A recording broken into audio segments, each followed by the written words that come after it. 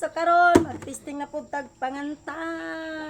Kanta sa Pangginoo. So practice na pud ta. Bisag di ta kabalugod pero practice lang gud ato para bas hindi makabalo ra ta pohon, di ba? Ingan na ra man na. So sugdan na nato. Sige. Daigang Diyos.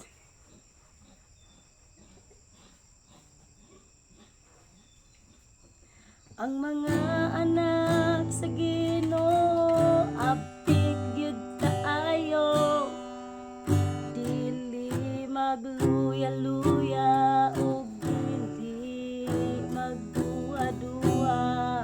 Ang tanang may gininhawa kagaday kaniya, mao kini